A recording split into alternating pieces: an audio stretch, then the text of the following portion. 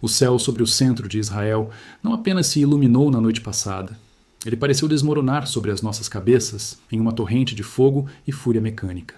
O som não era o de um trovão ou de uma explosão comum que a gente já se acostumou a ouvir nas notícias, mas algo que rasgava a própria textura da realidade. Um rugido metálico, grave e contínuo, que fazia os dentes vibrarem e os alicerces de concreto de edifícios inteiros tremerem como papel. Eram os mísseis balísticos hipersônicos do Irã, cortando a atmosfera noturna em uma descida implacável, cada um carregando mais de 1 tonelada de explosivos militares diretamente para alvos no coração do país. Estávamos testemunhando os mísseis Fatah atingirem a inacreditável velocidade de Mach 15 durante a reentrada na atmosfera, enquanto os mísseis balísticos Khorram-Sharri, armados com munições cluster, rasgavam brutalmente a tão elogiada rede de defesa antimísseis multicamadas de Israel. Esta foi a 37ª onda da Operação Promessa Verdadeira 4. E eu garanto a você, nada poderia preparar alguém para a brutalidade daquele momento. Foi o ataque único mais longo e mais pesado que o Irã lançou desde que esta guerra começou. Foram 3 horas contínuas de fogo sustentado. 180 minutos de sirenes implacáveis, de céus em chamas, de tremores subterrâneos. E a ironia mais amarga de todas? Enquanto o fogo caía do céu, a mídia americana ainda publicava freneticamente que os ataques iranianos haviam caído 90%. Sinceramente, até eu mal consigo acreditar na audácia dessa narrativa frente à realidade esmagadora dos fatos. Este conflito acabou de entrar em uma nova fase, uma fase sombria, imprevisível e absolutamente aterrorizante. O que eu vou compartilhar com você agora é exatamente aquilo que a mídia ocidental tem tentado manter longe dos seus olhos, onde a nova estratégia do Irã está levando esta guerra, as táticas que estão sendo ocultadas do público e a dura realidade no terreno. Aqui está o que nós sabemos de forma crua e direta. Na noite do dia 10 de março, o Irã não enviou apenas um recado. Eles enviaram um apocalipse coordenado. Eles mobilizaram e dispararam simultaneamente todas as categorias do seu arsenal de mísseis. Eu sei o que você está pensando. Você liga pela televisão e os especialistas falam sobre mísseis como se fossem todos iguais, como se fossem apenas fogos de artifício maiores. Mas não são. O míssil Khorram-Sharri carrega entre 1.500 a 1.800 kg de explosivos de alta potência. A sua linhagem tecnológica remonta à tecnologia do Hwasong-10 norte-coreano, transferida ainda na década de 2000. Mas a verdadeira ameaça desse armamento não está apenas no seu poder de destruição, está no seu combustível. Ele usa combustível líquido hipergólico. Em termos simples, isso significa que este monstro de aço e fogo pode ficar carregado em um lançador por longos períodos, pronto para ser disparado em uma janela minúscula de 12 a 15 minutos. Esse detalhe técnico muda completamente o jogo, porque encolhe a janela de oportunidade para qualquer ataque preventivo a quase nada. É o terror da prontidão absoluta. E não parou por aí. O míssil Fatah utiliza um veículo de reentrada manobrável, um dispositivo que muda fisicamente a sua trajetória durante a fase terminal da descida. O Irã afirma, com uma confiança assustadora, que o Fatah 2 vai ainda mais longe, carregando um veículo de planeio hipersônico que ajusta o seu curso em pleno voo. Ambos foram projetados com um único propósito em mente: chegar mais rápido e de forma mais imprevisível do que qualquer coisa que os sistemas de defesa de Israel foram construídos para rastrear ou interceptar. E mais cedo, naquele mesmo dia longo e exaustivo, as ondas 35 e 36 já haviam misturado outros sistemas letais: o Khaybar-Sheken, o Qadur e o Imad. Preste muita atenção nisto. Não estamos falando de uma única arma de sorte que conseguiu passar pelas defesas. Estamos falando de 5 sistemas de mísseis diferentes, disparados em ondas sobrepostas ao longo de um único período de 12 horas. Cada um milimetricamente calibrado para estressar, esgotar e quebrar uma camada diferente da rede de defesa.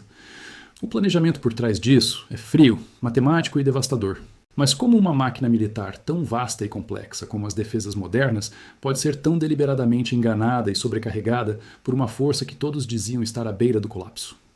A verdade sobre a guerra e sobre o próprio poder humano é que nós frequentemente nos apaixonamos pelas nossas próprias narrativas de invencibilidade.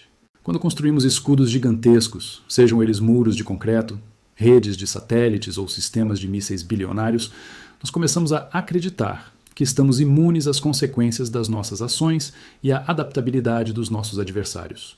A arrogância é o primeiro ponto cego de qualquer império ou nação poderosa. O poder não é estático, ele é fluido, ele observa, ele aprende e ele se adapta. Aqueles que detêm a vantagem tecnológica muitas vezes subestimam a paciência e a criatividade daqueles que precisam encontrar fissuras nessa armadura. E na vida, assim como na política global, no momento em que você confunde a sua sensação de segurança com a ausência de perigo, você se torna o arquiteto da sua própria ruína. A manipulação da realidade pela mídia apenas anestesia o público, enquanto a tempestade real se acumula no horizonte, silenciosa e letal. Essa nova onda de ataques massivos do Irã não é, de forma alguma, o comportamento de um arsenal em colapso, como tentaram nos vender. É uma demonstração de força, uma exibição macabra de capacidade em camadas. A Guarda Revolucionária Islâmica declarou abertamente que a 37ª onda atingiu o centro de comunicações por satélite de Hayela, ao sul de Tel Aviv, pela segunda vez neste conflito. Eles não pararam por aí. Relataram o bombardeio de posições militares em Bar Yaakov, também perto de Tel Aviv, alvos cruciais em Jerusalém Ocidental e Haifa. Eles também voltaram os seus olhos para o leste e para o sul, atacando posições americanas em Erbil, no Kurdistão iraquiano, e as instalações da 5ª Frota da Marinha dos Estados Unidos no Bahrein. Além disso, o Irã afirmou ter direcionado ataques contra o porta-aviões USS Abraham Lincoln e um destroyer americano no Oceano Índico. É claro que essas alegações específicas sobre os navios permanecem não verificadas por fontes independentes. A névoa da guerra é densa e todos manipulam a informação. Mas o que é inegavelmente verificado, o que foi confirmado pelo próprio exército israelense, as forças de defesa de Israel, é o que muda toda a imagem deste conflito. No dia 10 de março, as FDI realizaram um briefing de imprensa e revelaram algo que reformula toda a nossa compreensão do que está acontecendo nos céus de Israel. Aproximadamente 50% de todos os mísseis balísticos lançados pelo Irã contra Israel desde o dia 28 de fevereiro carregavam ogivas de bombas de fragmentação, as temidas munições cluster. Não eram ogivas unitárias convencionais, daquelas que caem e causam uma grande explosão pontual. Estamos falando de armas que não detonam em um único ponto. Em vez disso, elas se abrem no ar, liberando dezenas de submunições menores. Cada uma dessas submunições é embalada com vários quilogramas de explosivos e estilhaços, espalhando-se impiedosamente por um raio de até 10 quilômetros de diâmetro. O exército israelense admitiu que o Irã tem disparado esses mísseis armados com munições cluster quase diariamente desde o início da guerra. A Fundação para a Defesa das Democracias publicou uma análise detalhada no dia 11 de março, confirmando esse terror contínuo. Eles observaram que, com a frota de lançadores do Irã sendo inevitavelmente degradada pelos ataques aéreos de retaliação, essa mudança para ogivas de fragmentação é uma adaptação deliberada, cruel e calculista, para extrair o máximo de dano humano e estrutural de cada míssil individual que consegue romper as defesas. E aqui está a parte que a maioria das pessoas não entende. As pessoas comuns olham para o céu, veem o brilho de uma interceptação do Domo de Ferro ou da Funda de David, ouvem o estrondo no alto e assumem que a ameaça foi neutralizada, que o perigo passou. Mas a realidade sombria é que as munições cluster quebram essa lógica de segurança por completo. O sistema Arrow de Israel, a Funda de David, o Domo de Ferro, todos eles são maravilhas da engenharia humana, mas foram projetados para rastrear e destruir um único veículo de reentrada em um arco matemático calculável. Uma ogiva de fragmentação, por design, é feita para se fragmentar e se multiplicar. Se o míssil interceptador alcançar a ameaça antes que ela se disperse na alta atmosfera, a ameaça está contida. Mas se a ogiva se separa em altitude, que é exatamente para o que essas armas demoníacas foram projetadas, as submunições se espalham por quilômetros antes que qualquer interceptador possa sequer sonhar em engajá-las individualmente. Um único míssil torna-se subitamente dezenas de projéteis independentes caindo sobre áreas densamente povoadas. E há um segundo problema terrível, que raramente é discutido nos noticiários. Mesmo quando um míssil armado com munição cluster é interceptado com sucesso em uma altitude mais baixa, a força brutal da explosão da interceptação pode romper o invólucro do míssil e espalhar as pequenas bombas em todas as direções sobre a população civil abaixo.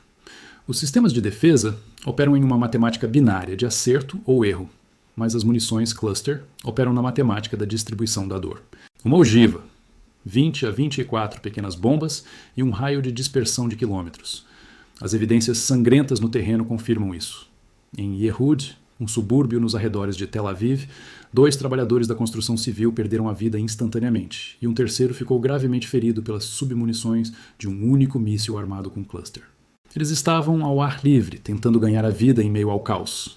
Eles nunca tiveram tempo de alcançar um abrigo. Socorristas e paramédicos perto de Beit Shemesh descreveram cenas de puro terror. Eles relataram chegar a múltiplas zonas de explosão sobrepostas, a apenas alguns metros de distância umas das outras, sendo forçados a tratar dezenas de vítimas simultaneamente, em uma zona de impacto espalhada e caótica. O sangue nas ruas contava na história que as estatísticas do governo tentavam suavizar. Mais de 100 países assinaram a Convenção sobre Munições Cluster, banindo globalmente essas armas justamente por causa da sua natureza indiscriminada e da quantidade horrenda de munições não explodidas que elas deixam para trás, mutilando crianças e civis por anos a fio após o fim dos conflitos. Mas o Irã não é signatário desse tratado, nem Israel, e nem os Estados Unidos. Mas o que acontece com a psicologia de uma nação quando a própria tecnologia projetada para protegê-la se torna, inadvertidamente, o mecanismo que espalha a sua destruição?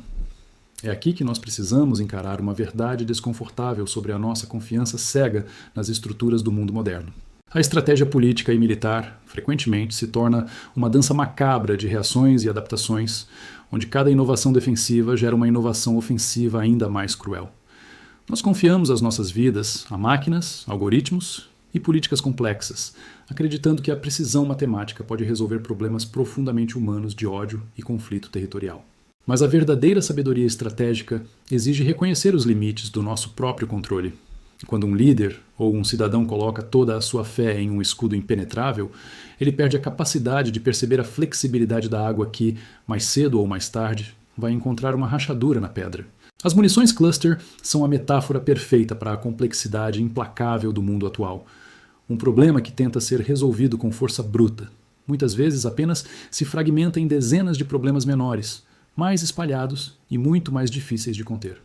Fique comigo agora, porque o problema da interceptação, a tragédia das bombas caindo sobre civis, é apenas uma dimensão desse pesadelo. A segunda dimensão, e talvez a mais estrategicamente devastadora no longo prazo, é o que o Irã tem feito deliberadamente aos sistemas vitais que deveriam tornar a interceptação possível em primeiro lugar. No dia 11 de março, o jornal The New York Times publicou uma análise assustadora baseada em imagens de satélite comerciais, imagens de vídeo verificadas de moradores locais e declarações de oficiais. Essa análise meticulosa identificou pelo menos 17 instalações militares americanas e de países aliados danificadas pelos ataques iranianos em toda a região do Golfo. E ouça bem isto: 11 dessas instalações são bases militares estritamente dos Estados Unidos. Os locais atingidos leem-se como um mapa do poder ocidental no Oriente Médio. Eles incluem a base aérea de Al-Udeid, no Catar, a base aérea de Ali al-Salem e o Camp Warren, no Kuwait. E, crucialmente, o quartel-general da 5ª Frota, no Bahrein. Várias dessas instalações, outrora consideradas fortalezas intocáveis, foram atacadas mais de uma vez. As imagens de satélite mostram danos estruturais evidentes em radomes, gigantescas antenas parabólicas de comunicação e estruturas diretamente adjacentes aos sistemas de radar THAAD e ANTPY-2. Para quem não sabe, estes não são radares comuns. São os cérebros eletrônicos da região. São os radares de rastreamento de longo alcance que coordenam a interceptação de mísseis balísticos em todo o teatro de operações do Oriente Médio. Perto de Al-Ruwais, nos Emirados Árabes Unidos, satélites capturaram danos físicos graves imediatamente ao lado de onde um sistema vital ANTPY-2 estava posicionado. Se o estilhaço ou a onda de choque desses ataques afetou o suporte do radar ou as linhas de comunicação de fibra ótica, isso reduziu drasticamente a capacidade de detecção e coordenação precoce de toda a rede aliada. O efeito operacional completo disso? Ele ainda não foi confirmado publicamente pelo Pentágono, e você pode imaginar o porquê. Altos oficiais de defesa dos Estados Unidos admitiram ao The Times que o Irã adaptou profundamente a sua estratégia de direcionamento de alvos desde o início deste conflito. Eles pararam de atirar às cegas e começaram a focar cirurgicamente nas vulnerabilidades americanas. Especificamente, os interceptadores e os sistemas de defesa aérea que existem unicamente para proteger as forças e os ativos dos Estados Unidos na região. O The Times relatou que a capacidade do Irã de danificar essas instalações de alta segurança, e esta é a frase crítica que ecoou pelos corredores de Washington, desafiou as expectativas da administração. Essa não é uma linguagem burocrática neutra.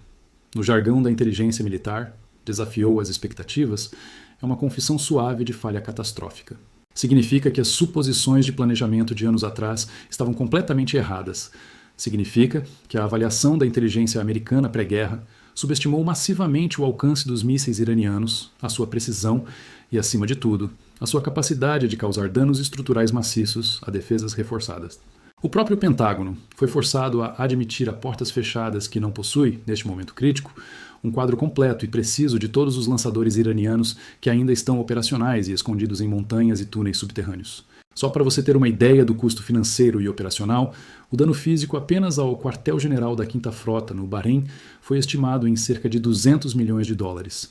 Na base de Ali al-Salem, no Kuwait, pelo menos 6 estruturas críticas ligadas à infraestrutura de comunicações por satélite de nível militar foram completamente destruídas ou severamente danificadas. Agora, pare um segundo e conecte a sequência desses eventos, porque ela revela a verdadeira natureza do horror que estamos presenciando. Primeiro, o Irã neutralizou ou degradou intencionalmente os radares de alerta precoce nas ondas anteriores do conflito. Em seguida, eles atacaram os relés de comunicações vitais por satélite de Hayela, ao sul de Tel Aviv, 2 vezes. Depois, eles voltaram o fogo contra os sistemas THAAD, os radares de rastreamento e a espinha dorsal de comunicações em todo o Golfo Pérsico. O padrão não é caótico, é sistematicamente perverso. Radares primeiro, comunicação em segundo lugar. Segue o inimigo, corte a língua dele, e só então as ogivas mais pesadas e letais chegam aos milhares, mergulhando em um ambiente de detecção que já está cego, surdo, e que não consegue mais ver o que está vindo em sua direção, muito menos coordenar uma resposta unificada para interceptar. O míssil Khorramshahr viaja a impressionantes Mach 16 fora da atmosfera terrestre e atinge Mach 8 durante a sua terrível reentrada. Se o radar de rastreamento que deveria alimentar de dados a sua bateria de interceptação estiver offline, porque foi destruído horas antes, a velocidade do míssil se torna uma discussão puramente acadêmica. Você não pode atirar naquilo que você não consegue adquirir nos seus sistemas de mira. Você se torna um alvo parado no escuro. Quando a escuridão absoluta cai sobre os olhos daqueles impérios que sempre se acreditaram intocáveis e oniscientes, quem realmente está no controle do tabuleiro mundial? Este é o perigo da arrogância institucional e da cegueira voluntária. Os governos e as agências de inteligência, embriagados com o seu próprio financiamento infinito e poder de vigilância, frequentemente cometem o erro mais antigo da história da humanidade. Eles confundem a capacidade de observar com a capacidade de compreender. Nós vivemos em uma era onde confiamos mais em telas brilhantes e relatórios classificados do que na intuição e na avaliação realista do ressentimento humano. Quando uma nação é surpreendida dessa maneira brutal, não é apenas o fracasso de uma máquina ou de um satélite, é o fracasso da empatia estratégica.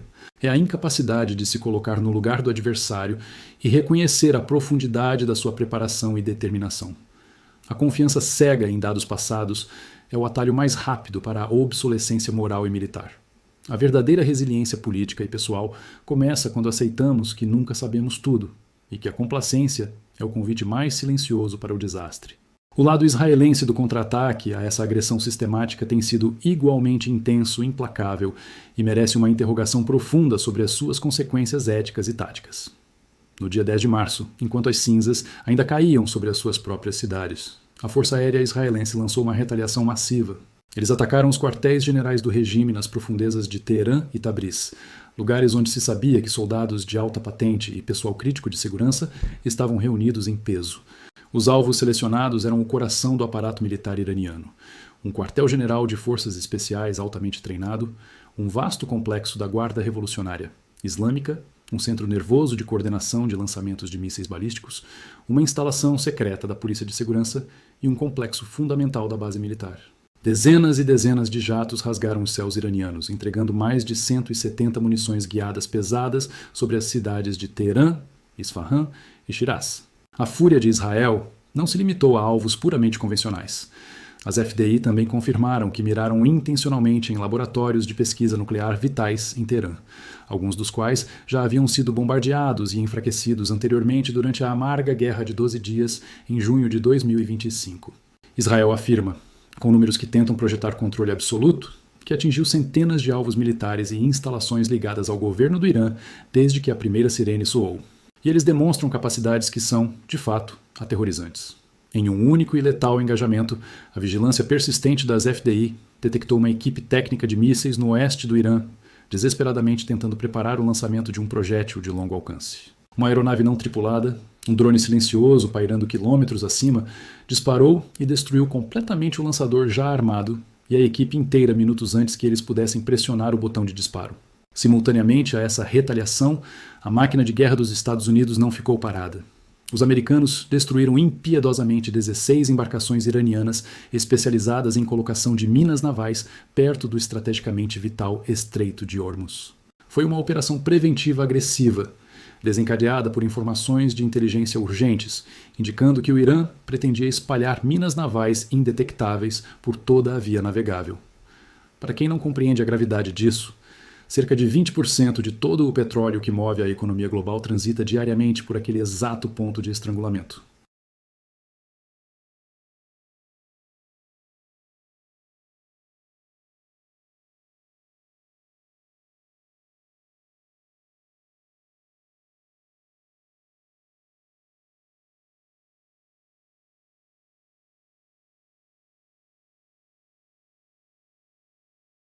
E há uma segunda frente inteira que sangra ao mesmo tempo e que complica tudo de forma exponencial.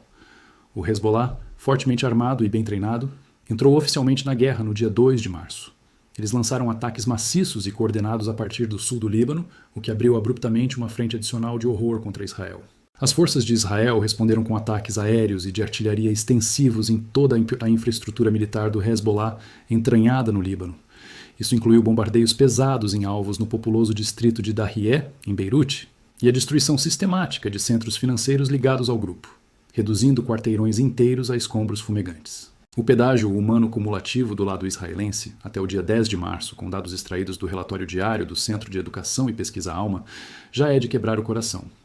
14 civis inocentes mortos em meio ao fogo cruzado, e 2.339 pessoas feridas em graus variados de gravidade, com hospitais operando no limite absoluto da sua capacidade física e emocional. Em um único período sombrio de 24 horas, a violência atingiu um pico insuportável. 2 pessoas foram mortas na área metropolitana de Tel Aviv e aproximadamente 200 ficaram feridas, cortadas por estilhaços de vidro e metal distorcido de interceptações fracassadas ou sucessos mortais. Mais de 3.000 residentes foram subitamente forçados a se deslocarem de suas casas, fugindo com as roupas do corpo devido a impactos diretos em seus bairros, ou pela chuva aterrorizante de detritos em chamas de interceptações que despencam do céu. Mas o evento único mais doloroso e mortífero de todos continua sendo o ataque de 1º de março em Beit Shemesh. Naquele dia terrível, um pesado míssil iraniano perfurou diretamente um abrigo antibombas comunal reforçado, localizado abaixo de uma sinagoga de bairro. A estrutura não resistiu.